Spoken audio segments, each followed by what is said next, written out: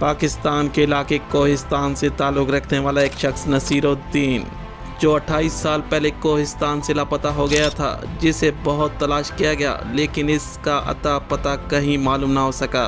कई महीनों की तलाश के बाद नसीरुद्दीन के घर वालों ने इसकी गायबाना नमाज जनाजा भी अदा कर दी थी और इन्हें अब यकीन हो गया था कि नसीरुद्दीन मर चुका है। हाँ, ये सच है कि वो मर चुका था, लेकिन लापता नहीं था, बल्कि मनो बर्फ़ के ग्लेशियर के नीचे था, लेकिन सबकी नज़रों से ओझल था। और फिर 28 साल बाद नसीरुद्दीन की लाश सही सलामत एक ग्लेशियर के नीचे से मिली।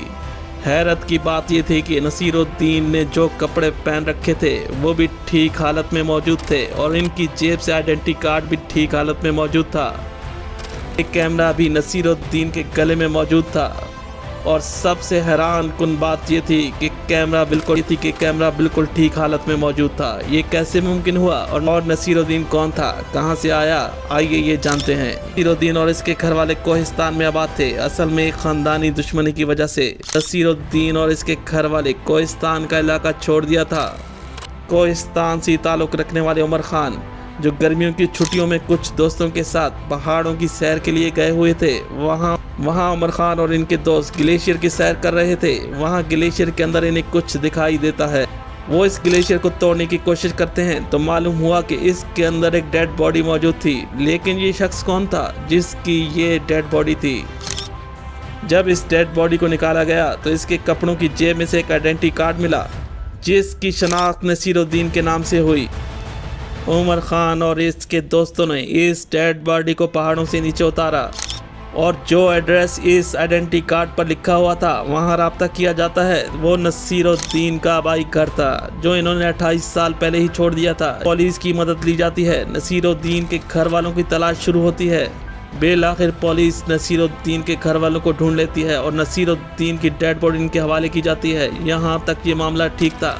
इस केस में अजूबे की बात यह थी कि 28 साल बाद एक इंसान की डेड बॉडी सही सलामत मौजूद थी और नसीरुद्दीन 1997 को लापता हुआ था और 2025 को मिला। इस वक्त इसकी बीवी जवान थी, इसके बच्चे छोटे थे और अब इसकी बीवी 55 साल से ज़्यादा उम्र की हो चुकी थी। बच्चे जवान हो चुके थे, लेकिन नसीरुद्दीन की डेड बॉडी वैसी की वैसी ही जवान थी। तकरीबन 30 साल के जवान की डेड बॉडी जैसा नसीरुद्दीन 1997 में था। नसीरुद्दीन के लिए ये वक्त ठहर चुका था, लेकिन बाकी सब अपनी उम्र गुजार चुके थे। नसीरुद्दीन के भाई ने बताया कि 28 साल पहले ये घर से निकला था, किसी इलाके की तरफ खानदानी दुश्मनी की वजह से जा रहा था और फिर इन पहाड़ों में कहीं गायब हो गया।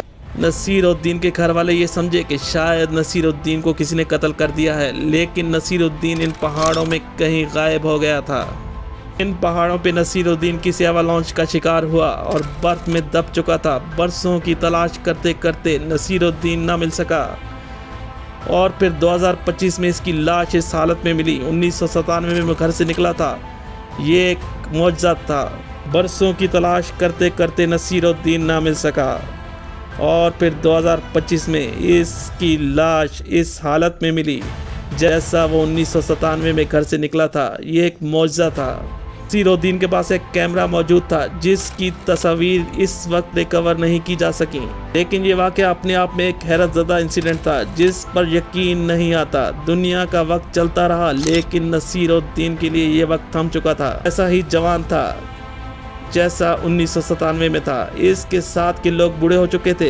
इन पहाड़ों पे ऐसे कई ग्लेशियर मौजूद हैं जिनमें कई को पैमा लापता हुए हैं। उम्मीद की जा सकती है कि शायद इनकी भी डेड बॉडी सही सलामत मौजूद हों। नसीरुद्दीन की तरह कई लोग लापता हुए और कई मौक़ों पे लापता हुए थे। इस गुजरते वक्त के साथ ग्लेशियर पिघलने पर कई लोगों की डेड बॉडीज मिल सकती हैं। इन देव हैकल पहाड़ों के नीचे क्या कुछ राज छुपे हैं कोई नहीं जानता और यहाँ पुरानी तहजीब और सदियों पुराने लोग इन ग्लेशियर की गहराइयों में मौजूद हो सकते हैं। इन ग्लेशियर की उम्र कई 100 साल जितनी है। यहाँ सदियों से लोग आबाद हैं। इन पुरस्कार पहाड़ों में क्या कुछ हो सकता है जो हमें मालूम नहीं। पाकिस्तान का नॉर्दर्न एरिया हिमालय के पहाड़ों के करीब है। बर्फ से ढके ये पहाड़ अपने अंदर कई राज छुपाए हुए हैं। ये था नसीरुद्दीन।